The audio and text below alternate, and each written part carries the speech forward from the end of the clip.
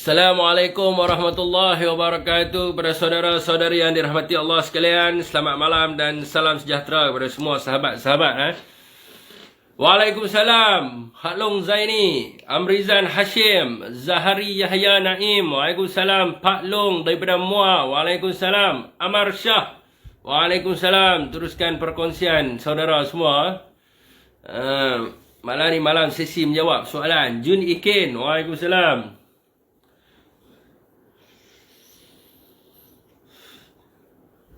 Da'i Mak Zahari, waalaikumsalam. Abang Basirun Santing, waalaikumsalam.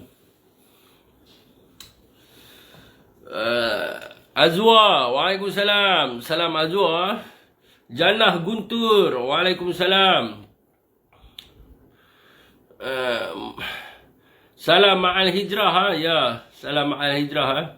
Yusni Syu'ib Yus, waalaikumsalam. Yalah dia lepas maghrib, Tahim Ma'al Hijrah.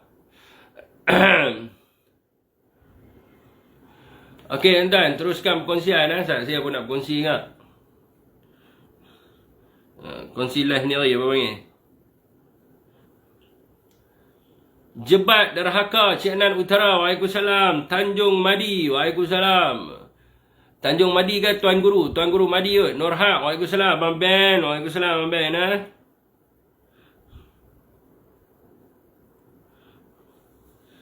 Mazri Yusof, waalaikumsalam. Abu Dukhana. Tu ya tak? Abu Dukhana. Tu ya tu kot. Salam Ma'al Hijrah. Orang kampung saya tanya agak-agak bulan berapa PAD 15. Wallahualam. Aziz Abdul Aziz, waalaikumsalam. Tamin Sari, waalaikumsalam. Shan Dek Nara, waalaikumsalam. Daripada Padang Serai. Wallahualam. Allah lebih mengetahui tentang tarikh-tarikh ni. Manusia hanya boleh meramal. Nazri Musa, waalaikumsalam.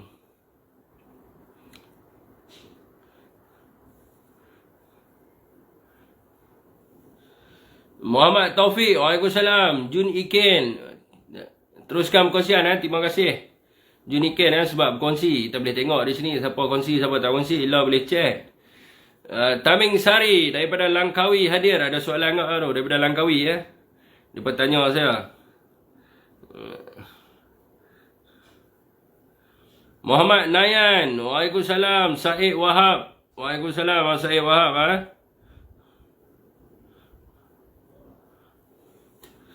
Zainon Non, waalaikumsalam. Sembrong Ahmad Zalina, waalaikumsalam.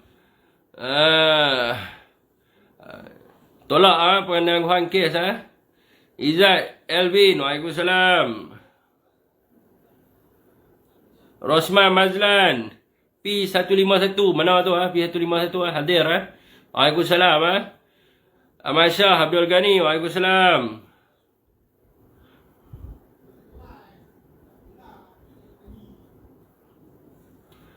Mat Hashim Salim, waalaikumsalam. Macam mana kalau teruk PM 15 ni, jangan bagi PM pemerintah balik. Amboi. Apa kata yang tu? Kan? Apa kata yang tu? Tahu mana kata kalah ni. Saiful Nizam, waalaikumsalam. Said Bob, waalaikumsalam. Amsha Daniel, waalaikumsalam. Jom pi pelancaran PN Rusila Terengganu. Saya Terengganu ni ada banyak tarikh berapa hari bulan lagi saya kena pi nanti esok tu saya tak pasti lagi. Rozi Rosliza, waalaikumsalam. Tamin Sari Zaid Pilot, waalaikumsalam. Saya ada banyak tarikh kena pi Terengganu ni. Nanti kena pi Kuala Terengganu. Mahathir CB, waalaikumsalam. Berapa bulan kita nak yang confirm betul pi Terengganu saya kena pi tu 12, 13, 14 Ogos. Tu confirm kena pi. Muhammad Nur Ismail, waalaikumsalam. Rosli Ismail, waalaikumsalam. Hak 30 ni belum tentu tak tahu kena tengok dia punya keadaan dia dulu. Okey tuan-tuan, waalaikumsalam kepada sesiapa yang memberi salam. Jadi saya refer lah kepada soalan-soalan yang tuan-tuan bagi dekat page saya. Muhammad Adham, waalaikumsalam. Semua, waalaikumsalam. Terima kasih berkongsi. Teruskan perkongsian. Tekan lagi button share. Semoga membawa manfaat kepada semua. Dekat dalam ruangan komen saya sebelum saya buat live ada 26 soalan. Antaranya daripada abang penerangan kita daripada balik pulau. Soalan yang pertama tu saya tak boleh nak jawab sebab saya tak dapat lagi maklumat, dan insyaAllah besok kita akan jawab berkaitan dengan 1.2 juta rakyat Cina tak keluar daripada dalam negara kita ni. Jadi yang tu nanti saya jawab sebab ada yang adalah nanti saya jawab lah besok lah. Okey, Andy Utara, Waalaikumsalam. Waalaikumsalam kepada semua yang memberi salam. Yang kedua soalan dia, kenapa ahli parlimen bersatu tidak bahas RUU anti lompat parti, buat pencerahan? Sekejap. Yang ni sedap kau ni, sebab yang ni ada jawapannya ni. Mengikut jawapan di Berita Bersatu, tak silap saya, beritabersatu.org, daripada Hamzah lah. Dikatakan supaya ahli-ahli bersatu tidak membahaskan berkaitan dengan anti lompat parti ni. Tapi kita semua bersetuju berkaitan dengan anti lompat parti ni. Ada yang setuju lah. Kalau seorang tak silap saya, dia protes, dia tak setuju. Jadi disebabkan oleh tanggapan sesetengah MP, mereka bukan nak berbahas isu ni, tetapi mereka lebih kepada nak claim mileage politik, dan juga mereka lebih nak gunakan Dewan Rakyat untuk memburukkan seseorang. Jadi apa yang mereka nak mengatakan di sini adalah nak menggunakan platform Dewan Rakyat untuk mengatakan bahawa ahli-ahli bersatu yang join bersatu ni, yang membahas ni adalah orang yang lompat parti dan sebagainya. Jadi lebih baiklah dalam sesi perbahasan tersebut tidak kita letakkan wakil-wakil untuk berbahaskan berkenaan dengan benda tersebut. Sebab itu adalah memang parti menyokong kepada anti lompat parti ni, dan kita tak perlulah nak jadikan Dewan Rakyat ni sebagai satu point untuk mereka orang kata apa, mengganggu perbahasan itu dengan menuduh ada ahli-ahli parlimen di dalam parti bersatu itu adalah ahli parlimen yang lompat dan sebagainya. Dan kita perlu tahu juga anti lompat parti ni baru saja dibuat, dan selepas ni baru akan orang kata apa, akan dipraktiskan. Sebelum ini kalau kita tengok pun ada banyak orang yang lompat daripada satu parti yang lain lompat kepada UMNO. Dan juga ada yang daripada UMNO lompat kepada PAS. Ada yang daripada UMNO lompat kepada PKR dan sebagainya. Semua parti-parti ni adalah orang yang melompat. Cuma bila jadi pada PRU ke-14, ramai orang yang meninggalkan UMNO adalah kerana faktor-faktor orang kata apa, masalah dalaman dan juga masalah-masalah yang dibuat oleh presiden mereka, maka mereka meninggalkan. Maka inilah yang akan menjadikan point. Sebagai contohnya kegagalan Anwar Ibrahim untuk menjadi Perdana Menteri juga adalah kerana MP-MP yang tak sokong dia, yang dia tuduh juga melompat. Jadi sebelum daripada krisis selepas pada PRU ke-14, banyak juga kes-kes ni. Kalau tuan-tuan tengok kes lompat ni, ada yang masuk di dalam Malaysia Law Journal. Antaranya adalah kes yang melibatkan Stephen Talong Lingkan. Itu pun berkaitan dengan lompat juga tu, tahun 1966. Dan juga yang latestnya kes di mahkamah adalah kes berkaitan dengan Nizar lawan dengan Zamri. Itu pun masuk dalam Malaysia Law Journal. Dua-dua ada juga kalau tuan-tuan tengok. Yang berkaitan dengan lompat ataupun dipanggil sebagai shifting reshifting. Dulu dipanggil shifting. Dia shift, dia tukar. Jadi bila lepas daripada PRU ke-14, dia gunakan pentakrifan lompat. Jadi dulu halal lah. Kalau kita tengok dulu jatuhnya Johnny YF Chong, saya rasa tidak ada orang yang hina suruh balik pergi China ni kecuali orang yang gila. Okey, tak apa, saya teruskan.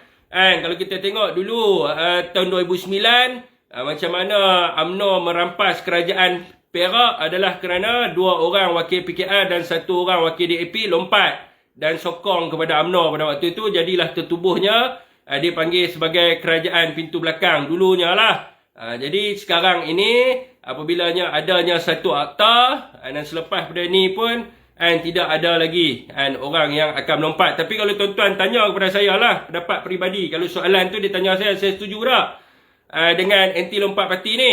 Jadi saya dah tulis artikel dah panjang lebar. Saya tulis, saya kata saya tak bersetuju dengan beberapa klausa di dalam anti lompat parti. Antaranya adalah dia dipecat.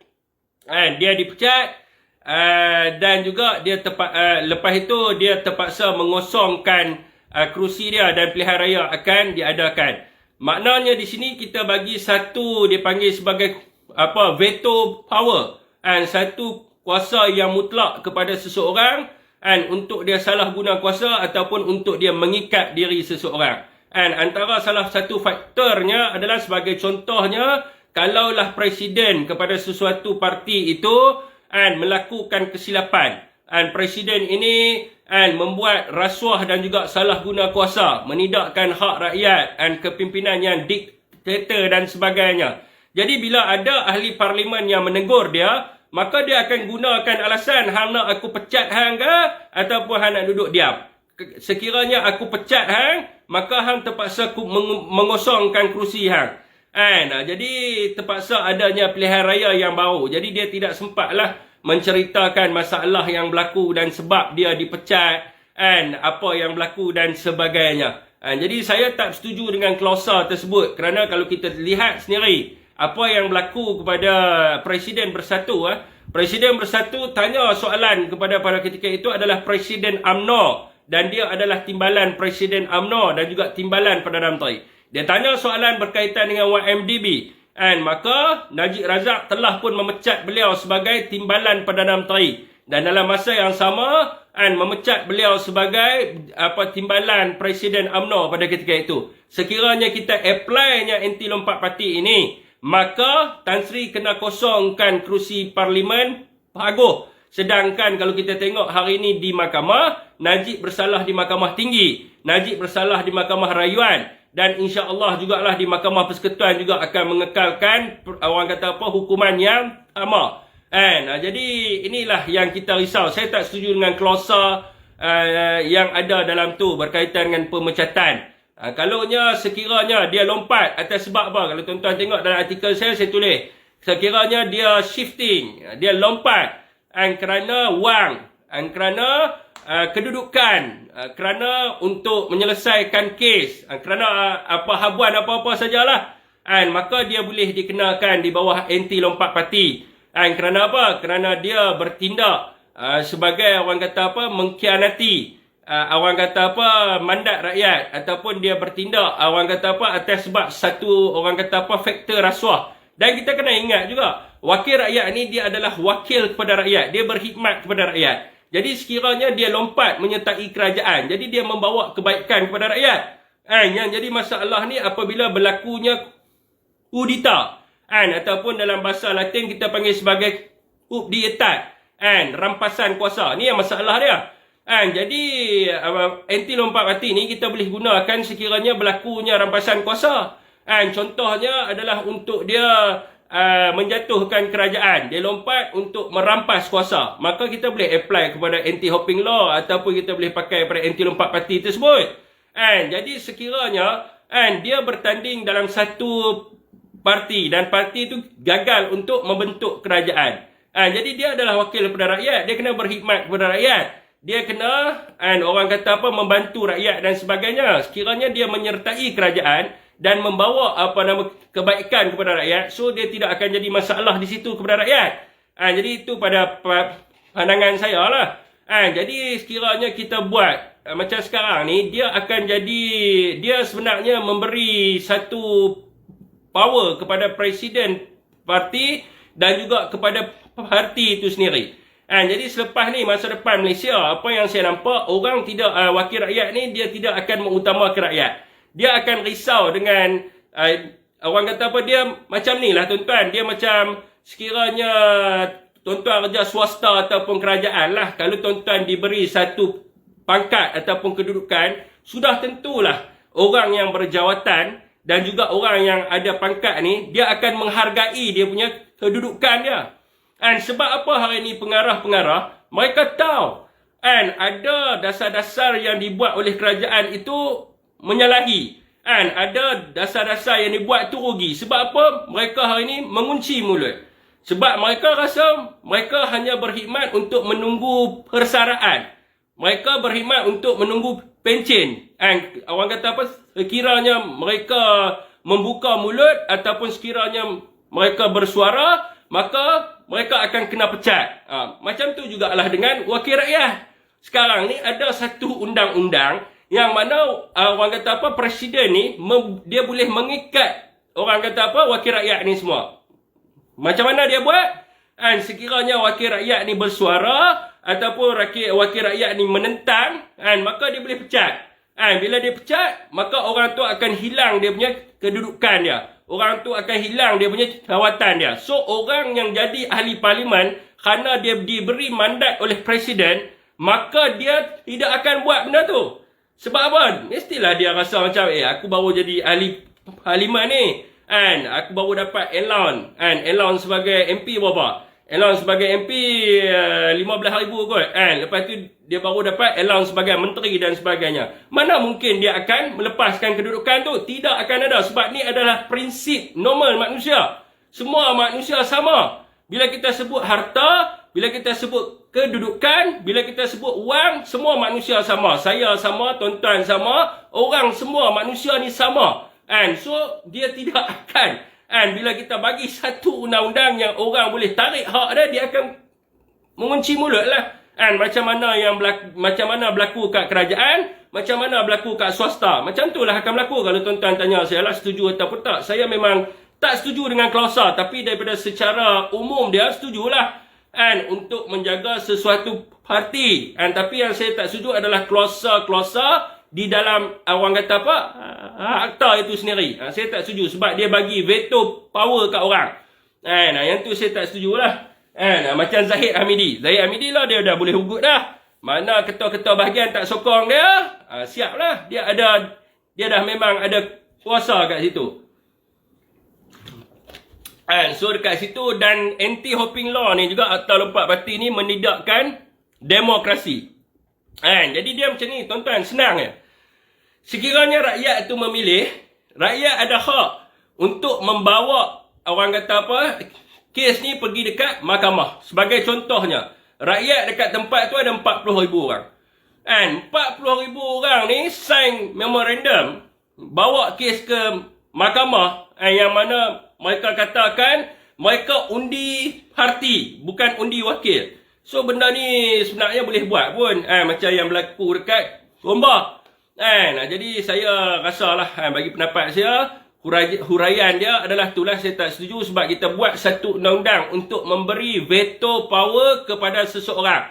Di masa depan Malaysia, tuan-tuan akan nampak sendiri. Macam saya, tuan-tuan, bukan saya memandang sekarang ni, dekat ni tak. Apa yang saya melihat adalah, saya lihat 10 tahun dekat depan lagi apa akan berlaku dengan orang kata apa, undang-undang yang dibuat sekarang. 15 tahun akan datang, bukan sekarang ni, 10 hingga ke 15 tahun akan datang, dia akan bawa masalah yang sangat besar kepada negara kita. Lebih baiklah kita buat negara kita ni seperti negara Korea Utara, lagi bagus. Sebab apa? Memberi veto kepada presiden. Okey, tu soalan dia tu, saya dah jawab.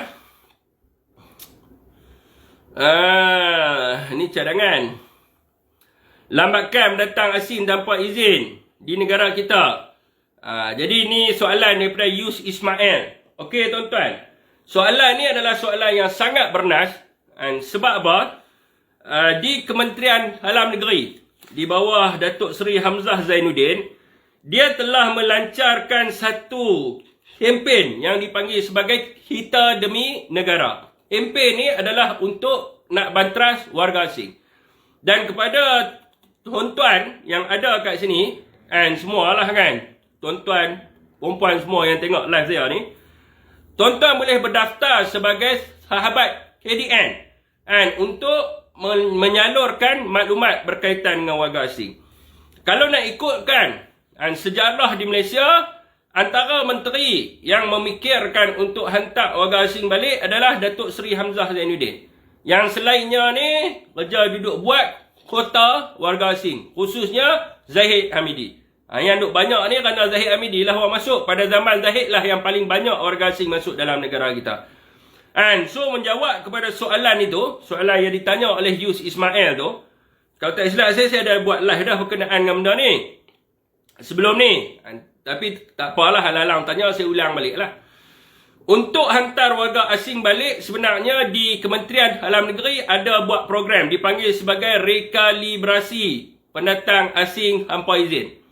Mengikut rekod yang kita dapat daripada Kementerian Dalam Negeri, dan setakat bulan Julai, Kementerian Dalam Negeri telah pun menghantar balik warga asing yang pendatang asing tanpa izin kat dalam negara kita. Ya boleh apa nama Tok Din sebanyak 331,557 orang. Ini yang telah dihantar balik. Dan juga kerajaan sekarang ini tidak mengambil pekerja asing yang baru. So dia dipanggil sebagai rekalibrasi kerja. So warga asing yang ada kat dalam negara kita, mereka boleh memohon semula untuk bekerja dengan syarat ada majikan yang mohon bekerja, ataupun mereka ni orang kata apa, mungkin dah bekerja sebelum ni sebagai pendatang asing tanpa izin, mestilah dimohon oleh majikan. Maka dia boleh sertai satu program dipanggil sebagai rekalibrasi kerja. Jadi ini adalah rekod lah, dan yang telah menyertai rekalibrasi kerja ni adalah sebanyak 243,000 orang. Jadi untuk masa sekarang ni, Kementerian Dalam Negeri tidak menyediakan kuota warga asing. Yang mana sekarang ni warga asing mereka kena mohon kepada Kementerian Sumber Manusia. Jadi Kementerian Sumber Manusia pula dia akan berpandukan kepada permohonan majikan. Sekiranya majikan mohon 2,000, maka yang boleh mai adalah 2,000 orang sajalah. Jadi tidak ada lagi kuota warga asing yang mana boleh dimohon oleh NGO yang tertentu. Ni siapa di Putra ni nak bagi tahu selamat tinggal, tak apa. Bagi tahu je. Sekali cukuplah orang baca. Banyak kali sangat saya blog merapu je. Orang lain nak baca soalan orang lain, bukan nak baca dia punya seorang betul tak? Jadi kita blog dia buat semak alam. Okey. Soalan yang seterusnya ni, soalan tadi daripada Yus Ismail Maizi punya soalan ni tak logik lah.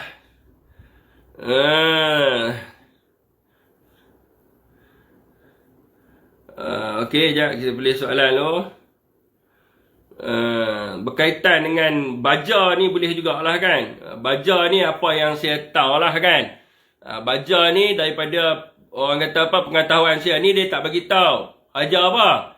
Tapi saya ambil khusus lah. Jadi baja ni banyak kita bergantung kepada ekspor luar. Ekspor luar ni khususnya dia akan melibatkan mata wang lah.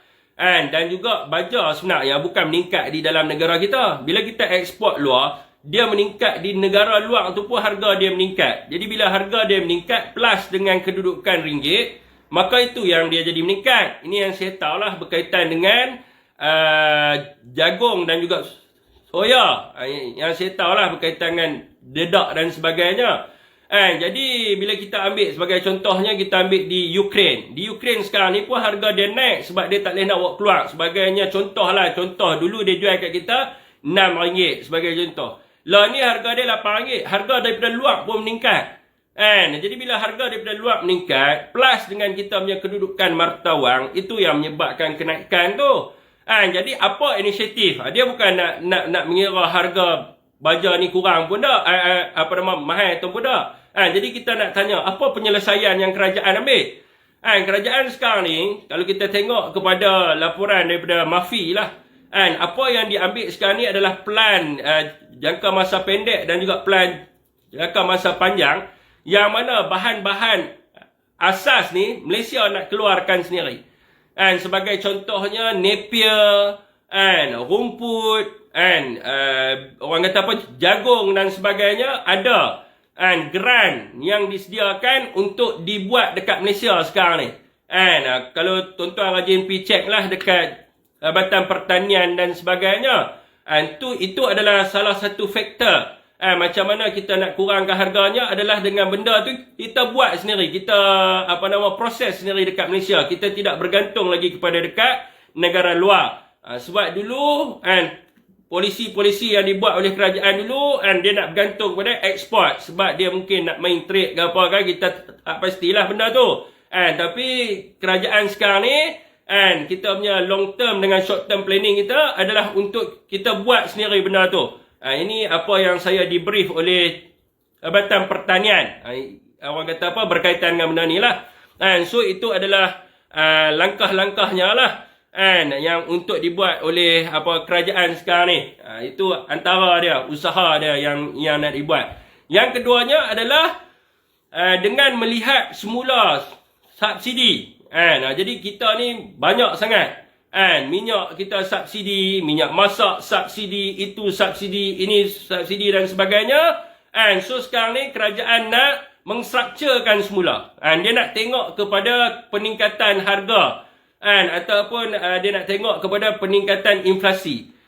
So sekarang ni orang kata apa, kerajaan akan menilai sekiranya harga baja yang meningkat menyebabkan harga yang pakai baja dia orang kata apa, harga baja meningkat menyebabkan harga produk tu menjadi mahal, maka kerajaan dia akan subsidi untuk menurunkan kos. Begitu jugalah dengan benda-benda yang lain, sebagai contohnya harga ayam dan sebagainya. Sekiranya harga ayam meningkat disebabkan harga barang asas, maka kerajaan akan membantu daripada sudut mensubsidikan orang kata apa, dia punya dedak dan sebagainya supaya harga ayam tu dia turun. So dia akan lihat kepada orang kata apa, penstrukturan semula subsidi. Jadi itu usaha yang dibuat oleh kerajaan sekarang ni lah, yang ada dalam pengetahuan saya. Share lagi tuan, share lagi ya. Tekan button share. Tak susah pun. Okey. Ni daripada Yoyo Kamarudin. Ulah pasal setiap golongan VVIP ada ruang untuk jalani hukuman semasa tempoh rayuan. Rakyat biasa lepas jatuh hukum terus masuk penjara. Siapa yang mulakan undang-undang macam ni? Rasuah pecah amanah malahan kes rogol pun boleh tangguh untuk VVIP. Siapa yang mulakan? Okey. Siapa yang mulakan? Yang mulakan adalah Najib Razak lah. Najib Razak yang mulakan. Sebab sebelum daripada ni, kalau kita tengok daripada sudut perlembagaan, setiap orang rakyat Malaysia adalah sama rata di sisi undang-undang dan berhak mendapat perlindungan yang sama rata di sisi undang-undang.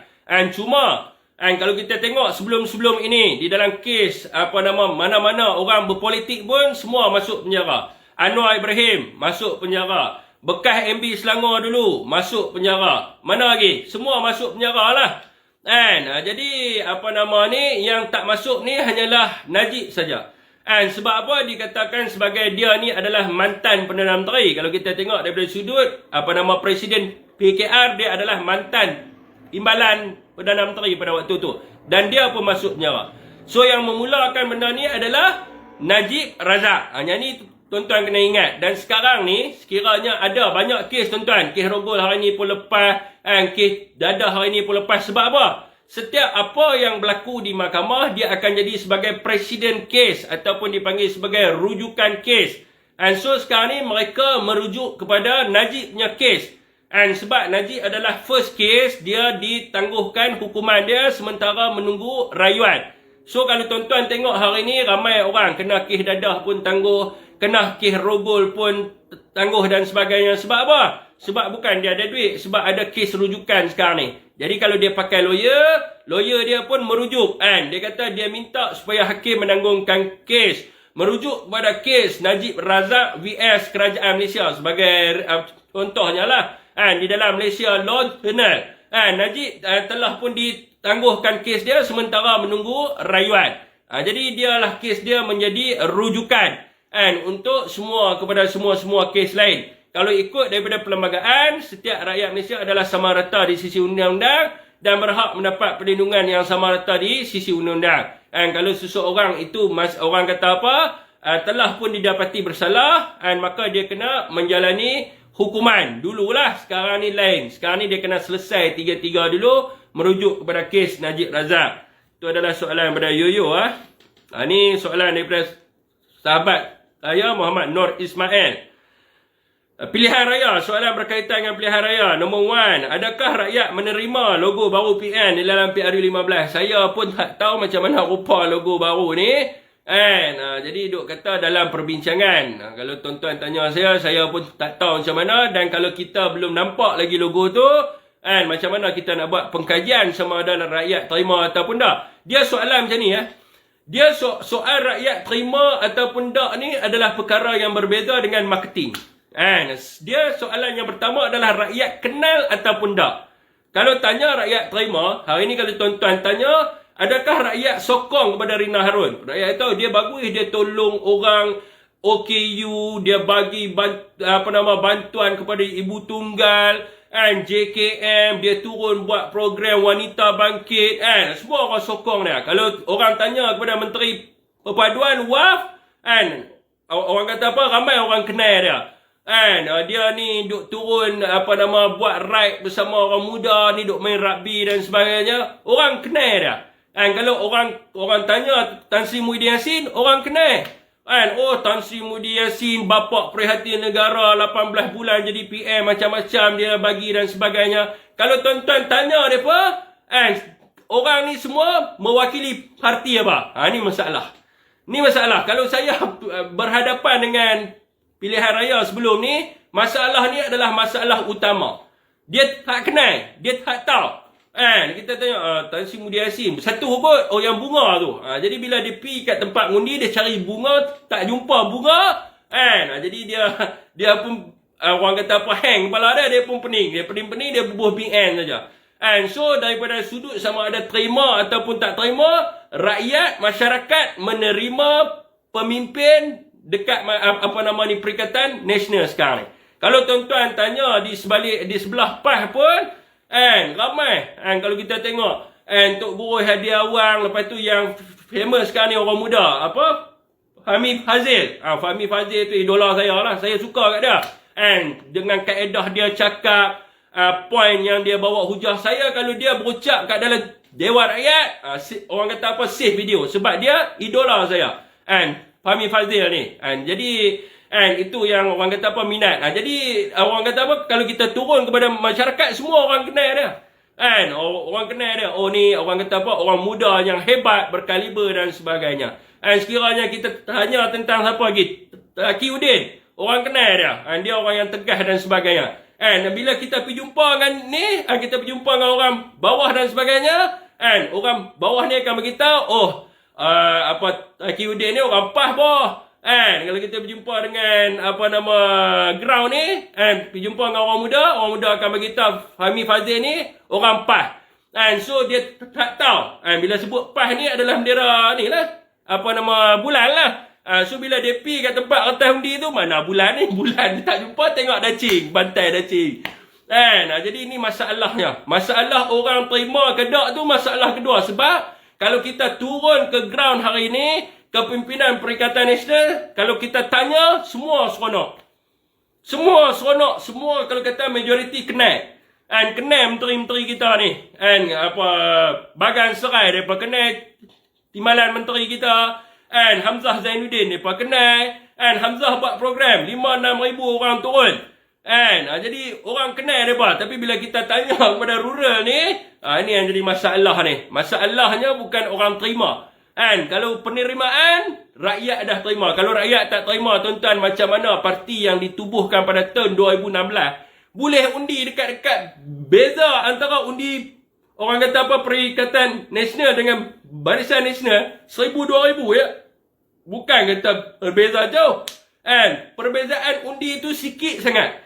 5%, 6% je perbezaan undi. So itu menunjukkan bahawa rakyat menerima pemimpin Perikatan Nasional. Cuma masalah sekarang ni, macam mana kita nak bagi orang recognize.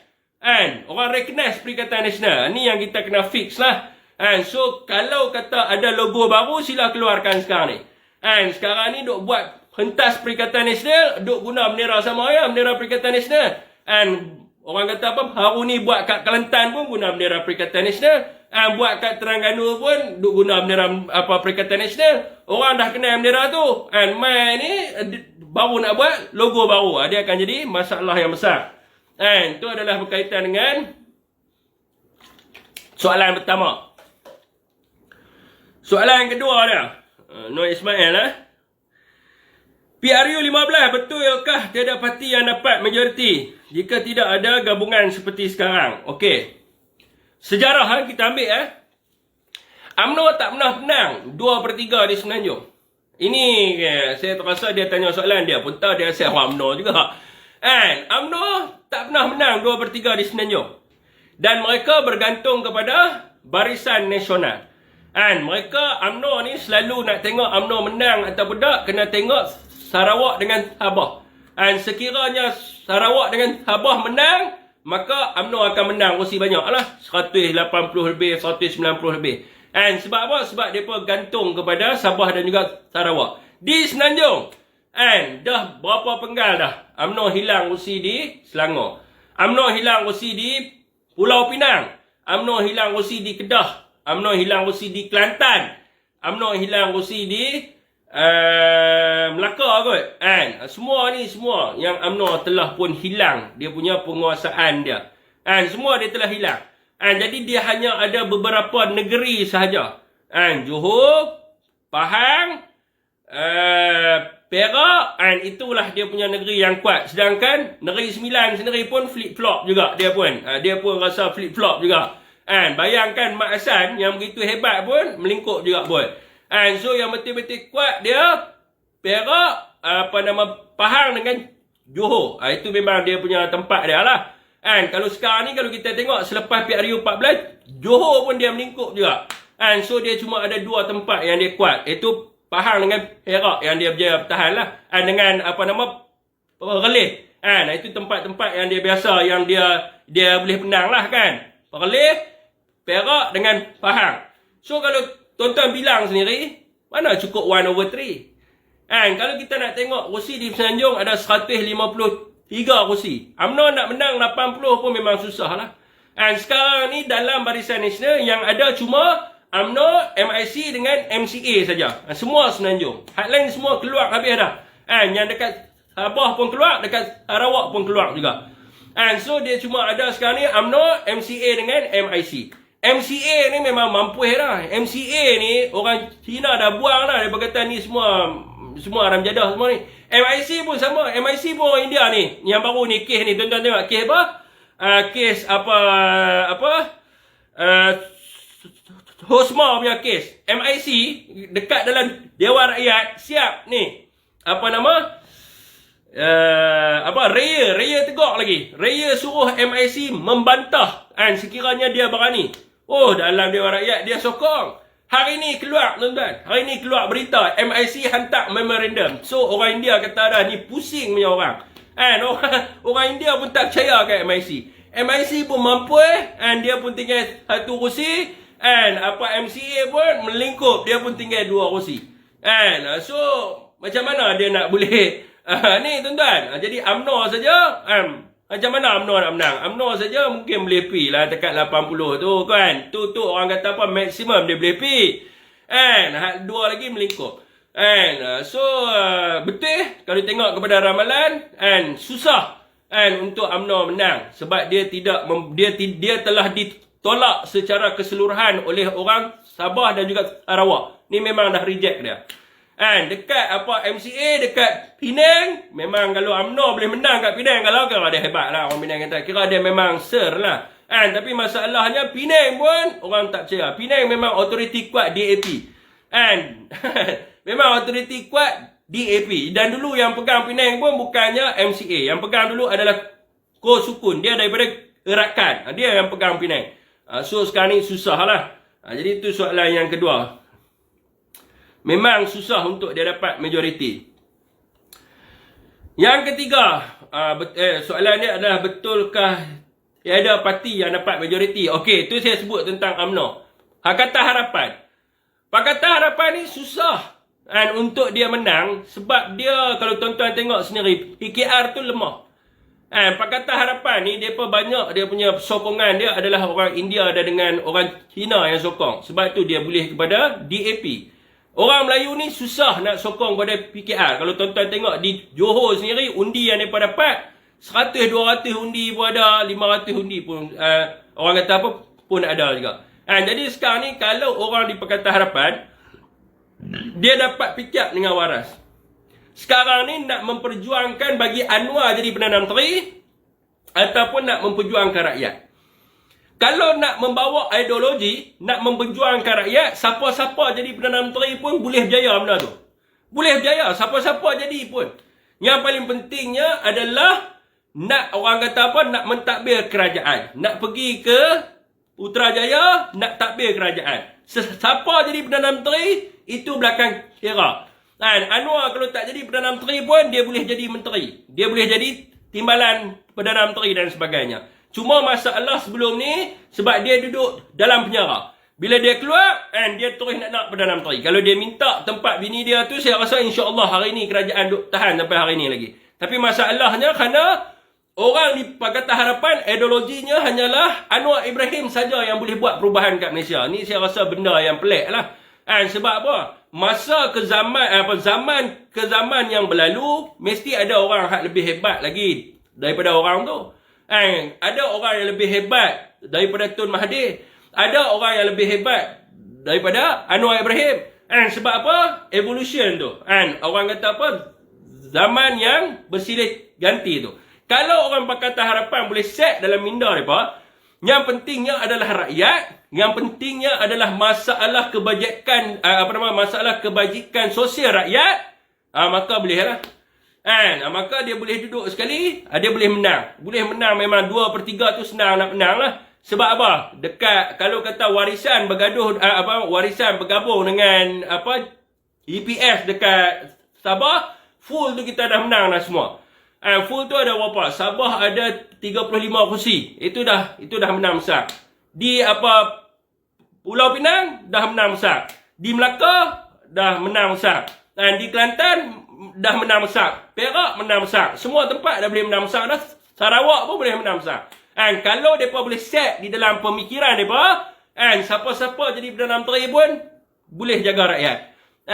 Jadi itu adalah keutamaan lah. Jadi kalau mereka tak boleh set macam tu ke dalam kepala otak mereka, dia akan jadi masalah lah. Sebab yang dia tahu banon dia. Banon. Itu saja yang dia tahu. Okey. Sekarang ni kalau UMNO nak orang kata apa nak serang PH pun masalah sikit lah. Masalah lah juga sikit.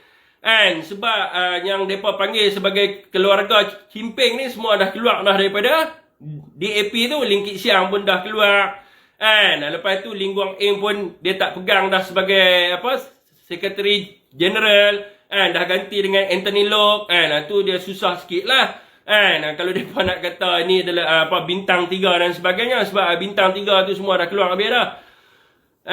Jadi bukan kita nak kata ni. Jadi kalau dia boleh kat dalam kepala otak dia, dan DAP juga boleh set juga dalam kepala otak dia, adalah sekarang ni kita nak bentuk Malaysia, bukan kita nak jadi resis. Kita nak ubah kedudukan Malaysia, nak lawan dengan rasuah, nak lawan dengan salah guna kuasa, bukan nak cetuskan perang perkauman. Hari ni kalau kita nak bantu orang Melayu, sebab apa kita nak bantu orang Melayu? Sebab orang Melayu susah. Orang Cina hari ni senang. Mereka ada hotel, dia ada supermarket, macam-macam yang dia ada. Dia pegang ekonomi.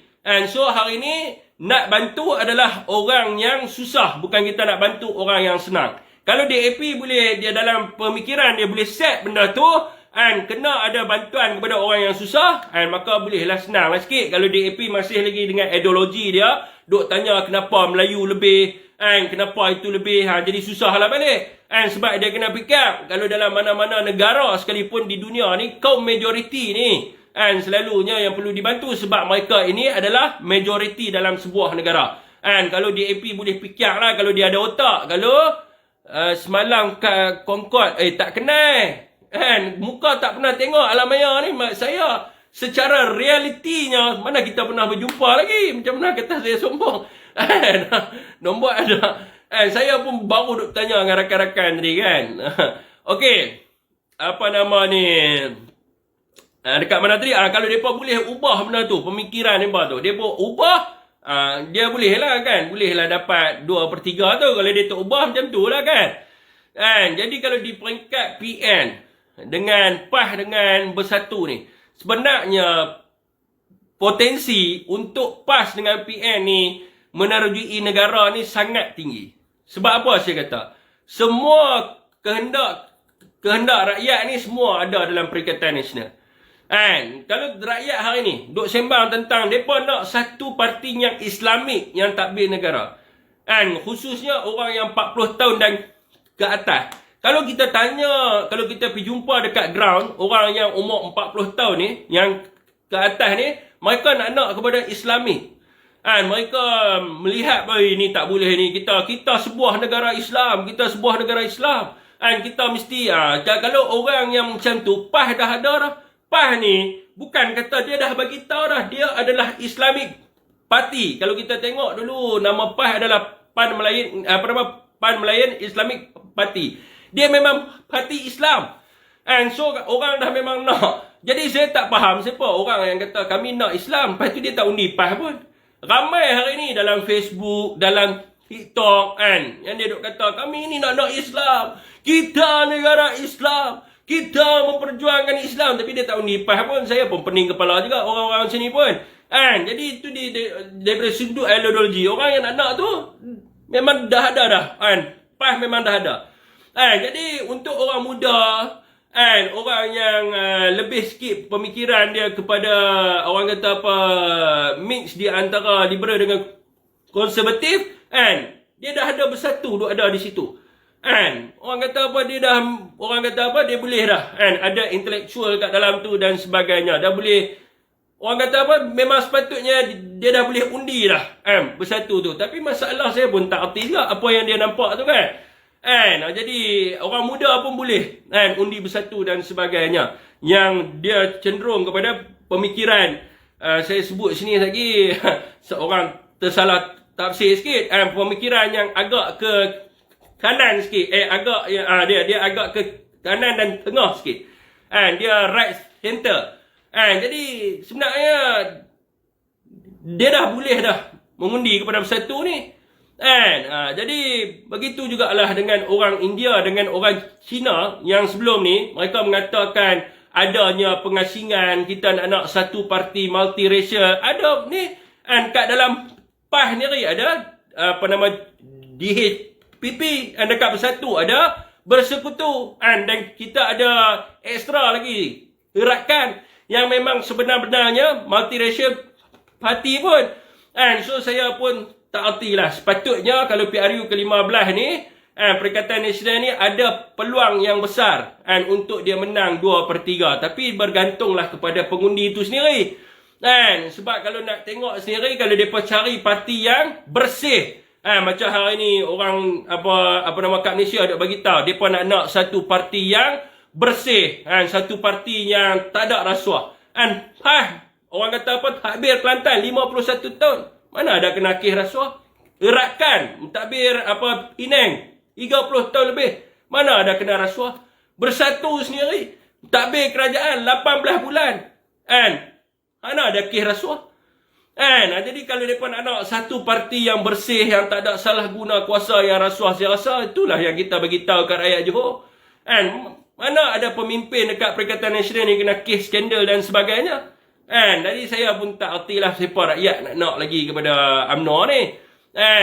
Jadi sepatutnya bolehlah menang 2/3 tu. Tapi masalah rakyat kita ni, dia suka cakap lebih, tapi dia tidak, orang kata apa, seiring dengan apa yang dia cakap. Soalan ketiga, Nur Ismail punya soalan saja, panjang-panjang semua. Langkah kerajaan untuk penyematan adakah menjejaskan kehidupan rakyat?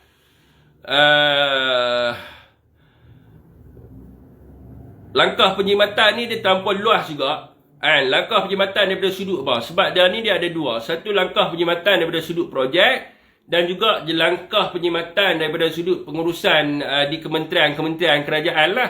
Kalau kata pengurusan di setiap kementerian ni dikurangkan untuk langkah penjimatan, orang kata apa, perbelanjaan mengurus, maka itu baiklah sebab kita boleh bagi pergi kat tempat lain, subsidi dan sebagainya untuk rakyat, untuk masalah-masalah kebajikan rakyat dan sebagainya. Untuk menurunkan harga barang dan sebagainya, itu baguslah. Tapi daripada sudut pembatalan projek dan sebagainya ni, mungkin ada sedikit kesan dia kepada rakyat. Sebab apa? Projek-projek ni dia melibatkan persyarikatan. Bila melibat syarikat, dia ada orang kerja dia. Sekiranya kita batalkan projek, maka dia akan impact lah sikit. Rakyat juga mereka ni. Yang geng-geng kontraktor pun rakyat. Yang kerja pun rakyat juga. So dia ada kesan kepada situlah. Tapi berapa banyak kesan dia tu kita tak pastilah. Sebab kena lihatlah menteri di Jabatan Perdana Menteri High Level Ekonomi, dia kena bentangkanlah berapa orang kata projek yang dibatalkan dan berapa penjimatan yang telah dibuat. Sekiranya kita boleh bentang benda tu, maka benda tu bolehlah kita menilai benda tu. So kita boleh lihatlah adakah projek-projek ni bagi kesan kepada rakyat dan sebagainya. Kalau dia hanya membatalkan projek-projek kecil, saya rasa dia bagi kesan lah. Sebab ramainya rakyat yang M40 ni, mereka buat projek-projek kecil ni. Dia buat projek G1, projek G2 dan sebagainya. So sekiranya projek-projek ni yang dibatalkan, projek cuci longkang, cat apa semua ni yang dibatalkan, dia akan bagi kesan sikit lah. Jadi rakyat M40, B40 yang mana buat kontrak dan sebagainya, mungkin dia tidak akan ada kerja. Jadi ini akan jadi masalah. Tu nasib baik soalan tu pendek lah, boleh jawab pun. Meraman minta cadangan RUU hukuman mati bagi bersalah kira rasuah dan penyelewengan harta negara. Ni saya tak boleh nak jawab lah. Sepatutnya memang kita kena buat lah benda ni. Kalau kita tengok negara-negara lain pun macam China, mereka melaksanakan hukuman mati sebagai perasuah dan juga salah guna kuasa ni. Muhammad Azmil, kes Najib 15 Ogos ni. Roheza bersatu vs Khatak. Sofia Yusuf, puas hati dah ni anti lompat parti. Ni bincang pasal YMDB, adakah Najib terlibat kerana dia sanggup bersumpah atas nama Tuhan. Okay, zaman sekarang ni tuan-tuan, dia macam ni lah manusia ni. Manusia ni tuan-tuan, sekejap saya ambil nafas sekejap dulu.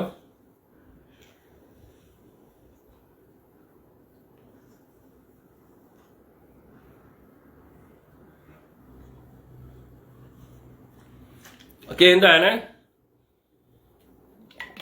manusia ni, apa soalan dia tadi? Aduh, manusia kan. Okay, manusia ni bab sumpah nama Tuhan ni, dia akan buat. Sumpah demi Allah, sumpah demi Allah. Dia akan buat. Sebab apa tuan-tuan? Sebab dia tak pernah tengok syurga neraka. Dia tak pernah tengok dan dia tak pernah melihat. Dia hanya pernah membaca saja. Dia baca ya tentang, oh syurga ni ada berapa tingkat. Neraka ni ada berapa tingkat. Dia baca saja. Tapi adakah dia nampak, dia merasai benda tu? Ataupun ada orang yang keluar main bagi tahu dia. Oi, neraka ni macam ni, seksa ni. Dalam kubur ni aku kena sekali rotan dengan muka nangkir terjun ni pi 7 petala bumi. Manusia ni dia hanya takut benda yang dia nampak. Ni adalah secara psikologinya. Sebab apa orang takut hantu? Sebab ada orang cerita dia pernah nampak hantu, muka hantu ni menakutkan. Hantu ni bagi sakit, kena cakap, kena tarik dan sebagainya. Ada cerita yang dia nampak, cerita tu boleh dijadikan sebagai visual. Dia nampak, dia rasa risau. Sebab apa orang takut aksiden? Sebab dia tengok orang aksiden, berkecai ni. Tangan berkecai, kepala berkecai, badan berkecai. Dia takut. Sebab dia nampak, aksiden sampai remuk kereta. Sebab dia nampak. Manusia ni prinsipal dia takut benda yang dia nampak. Jadi dia tak nampak ni, dia kurang sikit. Sebab tu susah nak cari orang yang takut kepada alam yang satu lagi. Tuan-tuan bayangkan, diceritakan kepada kita bahawa sebelah kita ni ada kiriman dan Atibin. Ada sebelah kita. Roket Atib ni ada kat sebelah kita. Mencatat setiap apa yang kita buat. Dah hari ni, berapa orang yang kata, bila dia nak buat satu-satu benda, malaikat duk tengok aku ni. Sebab apa? Dia boleh main lagi. Sebab dia rasa, aku tak nampak malaikat ni. Sedangkan dibagi tahu ni, Dalam surah apa? Tak silap saya, Al-Imstita, tak silap saya. Bagi tahu, sang pencatat disebut sebagai kiriman katibin. Yang mencatat setiap, orang kata apa yang dibuat oleh manusia. Ada orang yang takut hari ni, yang dia buat ni. Dia nak pergi mana-mana, dia tak pernah fikir pun. Dia nak bohong, dia tak pernah fikir. Dia nak fitnah, dia tak pernah fikir. Dia nak mengata orang, dia tak pernah fikir. Sedangkan dah bagi tahu ni dalam Quran, dalam surah Al-Imstita, tak silap saya, bagi tahu tentang sang pencatat. Ada orang risau? Uish, ada orang ni, malaikat sebelah aku. Tak ada. Sebab apa? Sebab dia tak nampak. Dia tak nampak dan dia boleh buat main-main. Dan adakah dengan orang yang bersumpah demi nama Allah ni, adakah dia ni boleh dijadikan asas ukuran, bukti yang mengatakan dia betul-betul benar? Dia berani sumpah atas nama Allah. Sedangkan manusia ni, kita ni, tuan-tuan buka Quran, Tuhan dah habak lah terang-terang ni. Aku bagi kat hang ni sang pencatat, duk ada kiri, kanan hang.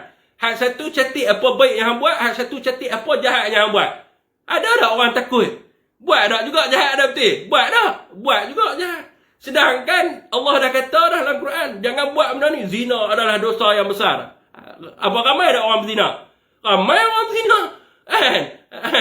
Bila sebut tentang arak, ramai ada orang minum. Ramai orang minum. Jadi itu yang kita kata tu, adakah dengan dia kata saya bersumpah wallahi wabillahi watallahi, kita ambil asas ukuran yang mengatakan dia tidak akan menipu. Boleh tak kita ambil tang tu? Bukan kita nak kata dia ni, tapi kalau kita ni, sebagai kita ni, mungkin ada di sini orang yang zikir tak berhenti di mulut dia. Semayang tak berhenti, baca Quran ni tak berhenti. Mungkin dia akan kata, berat, sumpah ni berat ni, wallahi wabillahi watallahi. Bagi ada setengah orang yang dia tak buat amalan ni, dia bagi dia adalah benda ni biasa. Biasa. Sedangkan masa dia mencuri, dia tak fikir pun ada malaikat duk tengok dia. Dia nak sembunyi daripada manusia. Dia tukar akaun sana, dia tak fikir malaikat duk tengok dia. Dan ada cerita tak saya nak tanya tentang berkaitan dengan mati ni? Ada tak cerita? Betapa azabnya. Ada tak cerita tentang surga, tentang neraka dan sebagainya? Tuan-tuan, kalau manusia takut, maka atas muka bumi ni semua manusia pergi masjid. Semua manusia akan duduk dalam masjid dan setiap masa dia akan duduk atas tikar sembahyang dan baca Quran kerana dia takut akan kematian, kerana dia takut akan pencipta dia. Nescaya kalau semua manusia ni takut benda tu semua, nescaya dia tidak akan buat benda-benda ni. Tidak akan ada pusat hiburan. Tidak akan ada orang yang membuka auratnya. Tidak akan ada pusat perjudian. Tidak akan ada perzinaan. Tidak akan ada orang yang munafik. Tidak akan ada orang yang menipu. Tidak akan ada orang yang mencuri. Kerana dia takut. Sebab dia tahu dunia ni adalah ujian bagi dia. Dunia ni ujian. Hanya diberi dua pilihan kepada kita di atas dunia ni. Kalau hang buat baik, masuk syurga. Hang buat jahat, masuk neraka. Ada tak orang atas dunia ni fikir, kalau aku buat baik, aku masuk syurga?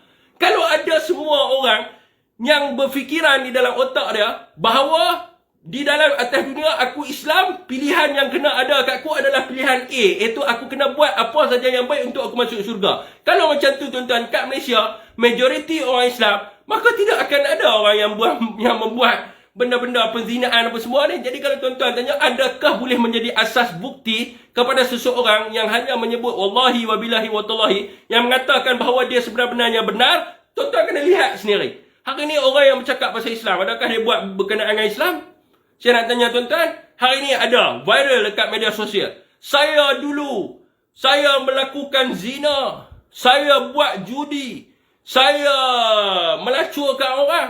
Saya ni buat benda-benda jahat macam-macam lah buat ni. Pergi kelab malam apa semua. Tapi saya seperti Saidina Omar, yang sekarang ni saya telah bertaubat dan saya berjuang pada Islam. Ada pula itu. Bila kita tanya kat dia, adakah Saidina Omar masa dia buat jahat dulu, masa dia niat nak bunuh Rasulullah dulu, adakah dia seorang Islam? Adakah masa dia cucuk mata Zinirah ni? Kalau tuan-tuan dengar, ada satu cerita ni tentang Zinirah. Dan Zinirah ni adalah seorang wanita hamba kepada Saidina Omar. Jadi dia ni baca Quran. Bila dia baca Quran, Saidina Omar rasa marah kat dia. Rasa marah buat macam mana? Saidina Omar tarik dia pergi kat tengah padang pasir. Ikat atas sebuah batu di tengah panas. Dan selepas itu, dia tak berhenti-henti menyebut nama Tuhan. Jadi Saidina Omar marah dekat dia, buat macam mana? Ambil satu besi, ambil dua batang besi, panaskan besi, bubuhlah mata dia. Bagi dia buta. Sebab tu nama dia Zinirah. Jadi bagi mata dia buta. Adakah masa Saidina Umar buat semua tu dia Islam? Dia bukan Islam, dia jahiliah. Jadi selepas dia masuk Islam, adakah dia buat benda tu? Dia tak buat benda tu, dia taubat sampai diceritakan pada para sahabat. Ada lekuk di dalam, di pipi dia ada lekuk. Sebab apa? Sebab dia sentiasa bertaubat dan menangis atas kesilapan yang dia buat. Hari ini ada orang yang klaim dia adalah perwira Islam. Apabila dia buat kesilapan, dia bertaubat, dia macam Saidina Umar. Saya kata kepala otak dia.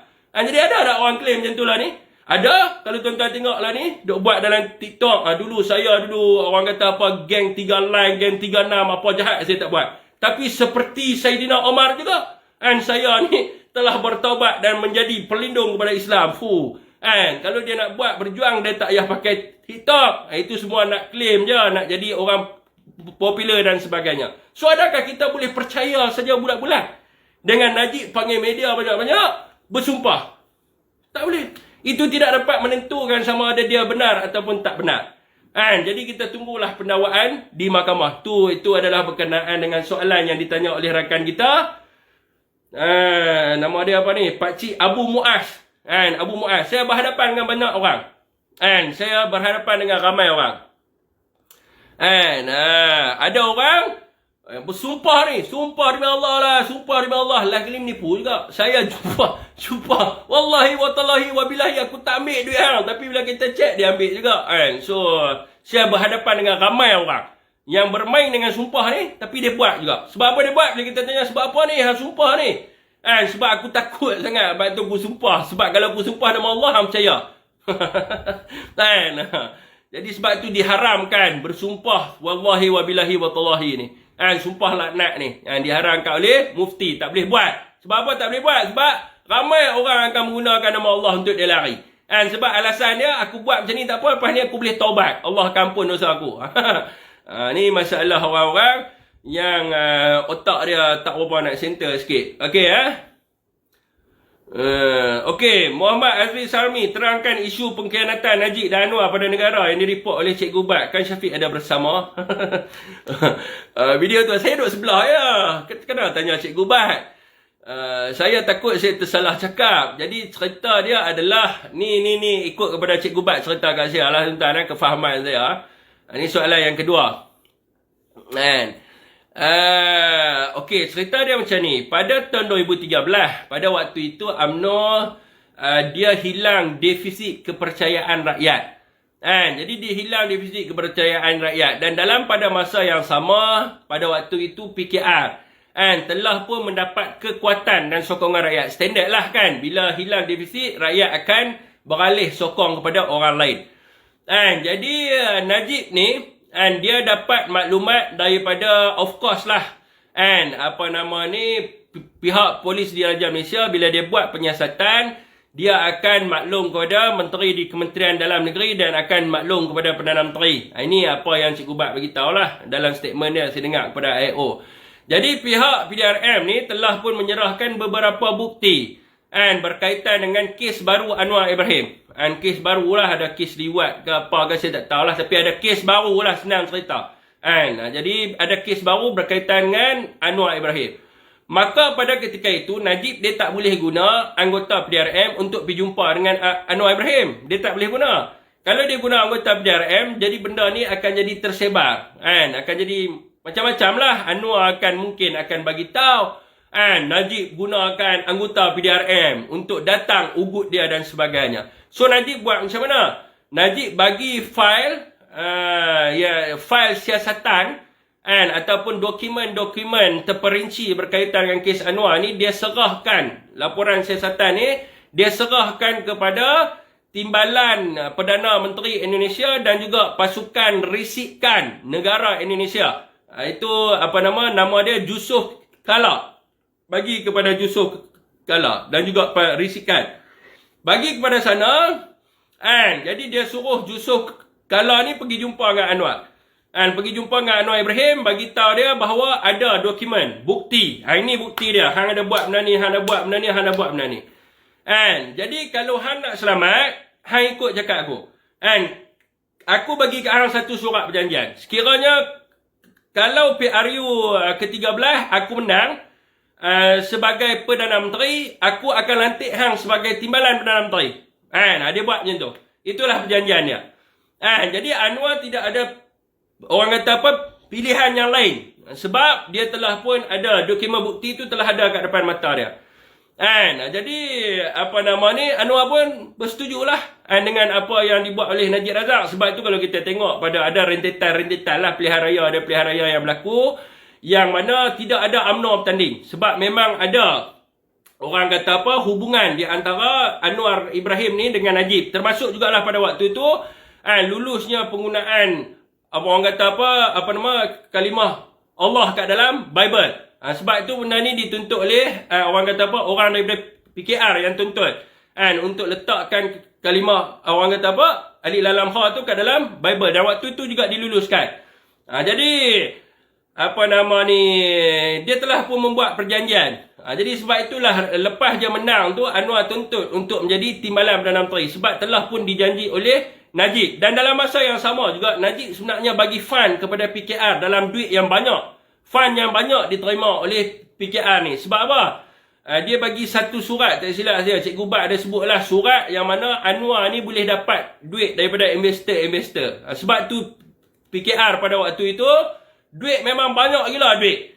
Sebab itulah dia buat report supaya menyiasat daripada sudut kedudukan duit itu, adakah ada kaitan dengan 1MDB ataupun ada kaitan dengan duit-duit yang lain, dan juga menyiasat berkaitan dengan dokumen yang diklasifikasikan sebagai OSA, Akta Rahsia Rasmi, boleh dijual kepada Indonesia, supaya Indonesia membuat rundingan bagi melepaskan seorang penjenayah dalam Malaysia untuk mengekalkan Najib sebagai Perdana Menteri. Itu apa yang saya tahu saja. Nak tahu lebih lanjut, kena pergi tanya orang yang buat report, jangan tanya saya.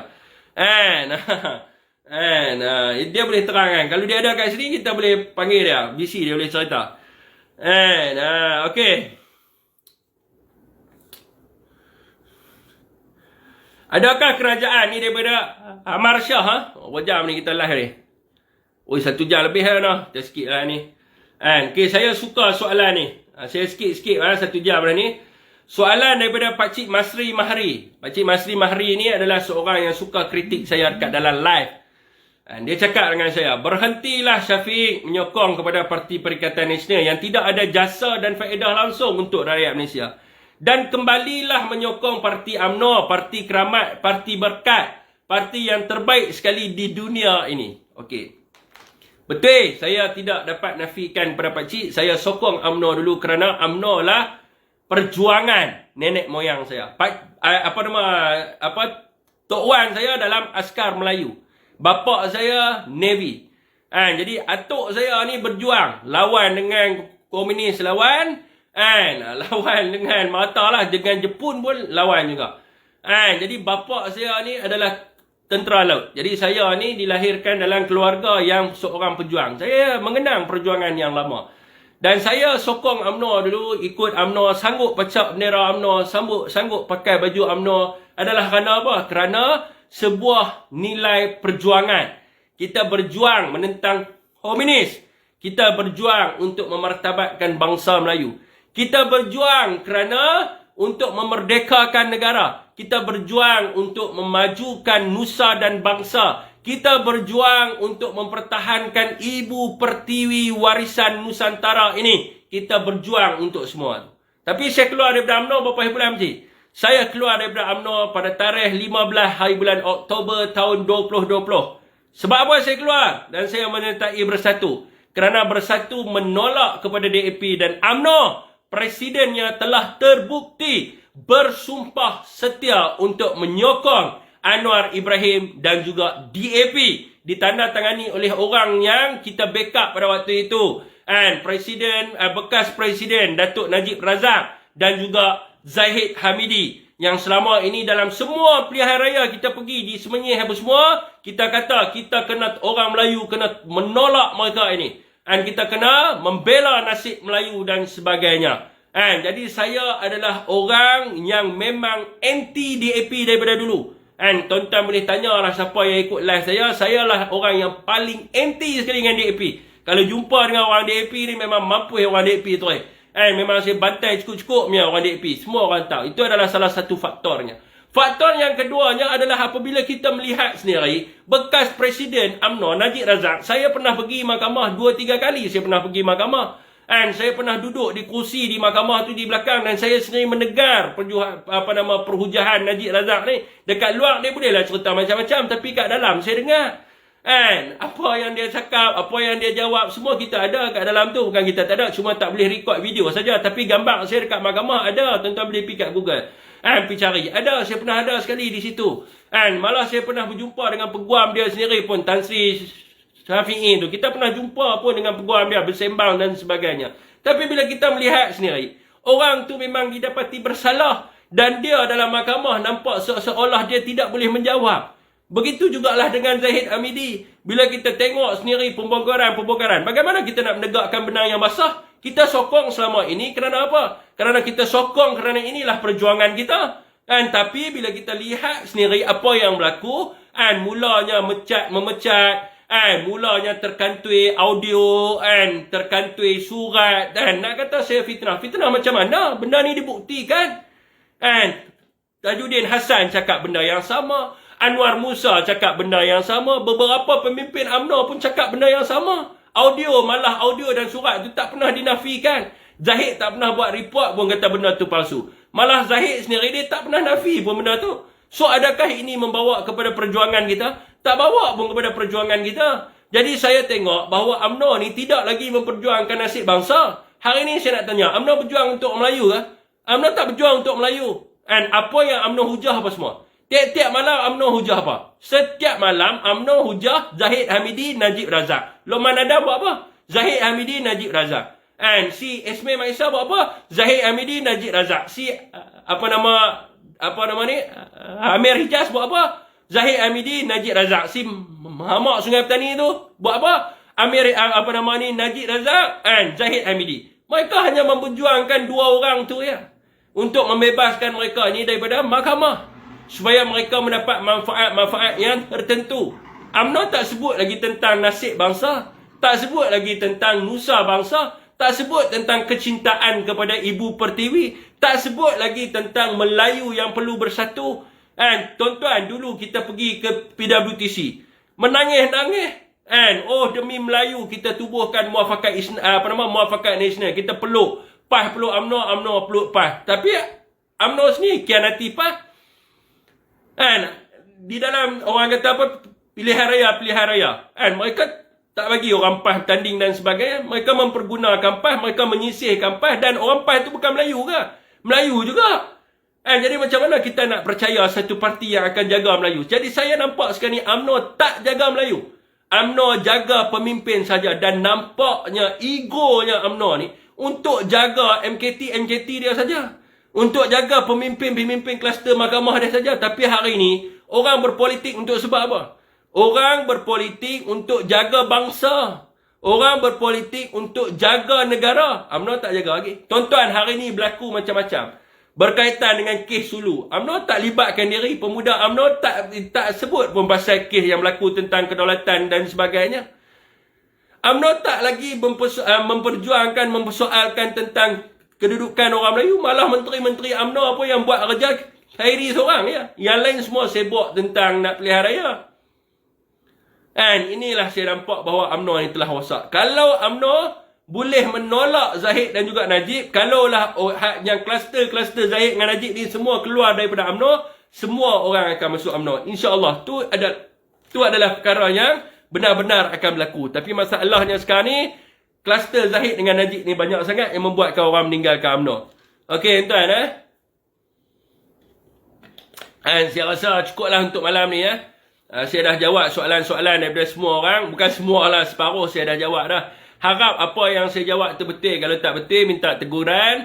Bagi tahu puas hati ataupun tak puas hati dengan jawapan yang saya bagi tu. Kalau tak puas hati, saya akan tanya kepada rakan-rakan lain kesilapan saya kat mana dan saya akan bagi fakta yang sebenar. Ini sebab dia secara ad hoc. Soalan-soalan ni semua tuan-tuan. Setakat ni saja untuk malam ni. Wabillahi taufiq wa hidayah. Wassalamualaikum warahmatullahi wabarakatuh.